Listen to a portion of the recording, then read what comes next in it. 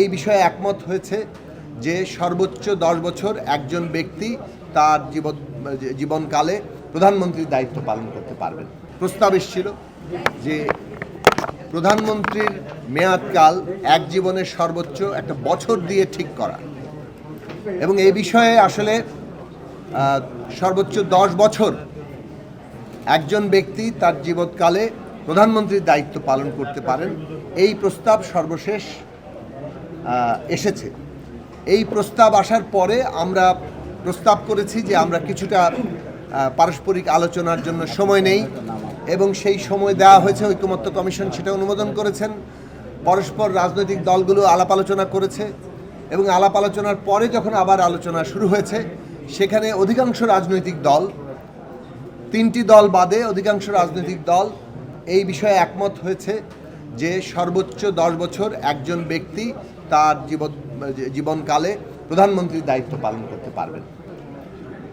3টি দলের ভিন্ন ভিন্ন রকম প্রস্তাব আছে, এবং সেই সব প্রস্তাবগুলো সহ আরও অন্যান্য অমীমাংসিত যেসব বিষয় আছে, যেমন নারীর প্রতিনিধিত্ব এবং সরাসরি নির্বাচনের প্রশ্ন, সাংবিধানিক পদগুলোতে সাংবিধানিক কমিশনের মাধ্যমে নিয়োগের প্রশ্ন, উচ্চকক্ষের গঠন এবং সেখানে সাংখ্যানুপাতিক পদ্ধতিতে উচ্চকক্ষের গঠন সহ উচ্চকক্ষের ক্ষমতার পরিধি এবং 2 কক্ষের মধ্যে ভারসাম্য, রাষ্ট্রপতি নির্বাচন এবং রাষ্ট্রপতি প্রধানমন্ত্রীর মধ্যে ক্ষমতার ভারসাম্য, এই সমস্ত প্রশ্নগুলো নিয়ে ইতিমধ্যে যে আলাপ আলোচনা হয়েছে এবং যতগুলো ঐকমত্য হয়েছে, কিছু কিছু দ্বিমতের জায়গা আছে, সবগুলো বিষয় নিয়ে আমরা আরও আলাপ আলোচনা করা, দলের নিজস্ব ফোরামে আলোচনা করা এবং দলগুলোর পারস্পরিকভাবে আলাপ আলোচনার মধ্য দিয়ে যথাসম্ভব ঐকমত্যে পৌঁছানোর চেষ্টা করা, এবং 2 দিন গ্যাপ দিয়ে আগামী বুধবারে হয়তো আবারও আলোচনায় বসা এবং এইসব প্রশ্নগুলোতে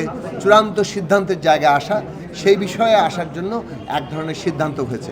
আমরা প্রস্তাব করেছিলাম যে এটা যেহেতু প্রত্যেকটি দলই তার নিজ নিজ অবস্থান জানিয়েছেন, আবার একই সাথে যখন আমরা এইভাবে সব দল একসাথে বসছি, যেটা বাংলাদেশের ইতিহাসে একটা অনন্য ঘটনা, অভূতপূর্ব ঘটনা, এই রাজনৈতিক দলগুলো যখন পারস্পরিক আলাপ আলোচনার মধ্যে দিয়ে প্রত্যেকেই সমৃদ্ধ হচ্ছেন, একে অপরকে নানাভাবেই এঙ্গেজ করছেন, এবং এর মধ্য দিয়ে নতুন প্রস্তাব কিংবা অবস্থানগত কিছু পরিবর্তনও ঘটছে, এবং সবগুলো পরিবর্তনই ইতিবাচক পরিবর্তন, অর্থাৎ আরও অধিকতর ঐক্যের দিকে আমরা যাচ্ছি। বান্ডেল থাকলে প্রতি সেনমানিতে টাকা বাঁচবে। বিকাশ সেনমানি বান্ডেল কিনে জিতুন প্রতি লেনদেনে। কাজেই আমাদের একেবারে তাড়াহুড়া না করে, কারণ মূল প্রশ্নগুলো এই ক্ষমতার কাঠামো নিয়ে, এবং সেই সব প্রশ্নে যদি আমরা আরও বেশি ঐক্যমত আসতে পারি, তাহলে বাংলাদেশের এই যে রাষ্ট্রের গণতান্ত্রিক পুনর্গঠন, এইটা আরও যথার্থভাবে এগিয়ে যাবে। এটা একটা ঐতিহাসিক কাজ।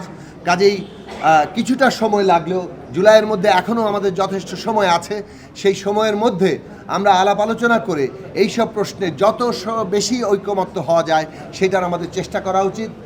আর যদি ঐক্য না হয় শেষ পর্যন্ত, সেক্ষেত্রে দ্বিমত কিংবা আপত্তি সুযোগ রয়েছে, এবং সেইগুলো জনগণের কাছে নিয়ে আমরা মীমাংসা করার পথ ইতিমধ্যেই করেছি। কাজে এই বিষয়ে কিছুটা সময় নিয়ে আরও অধিকতর আলাপ আলোচনার সিদ্ধান্ত হয়েছে।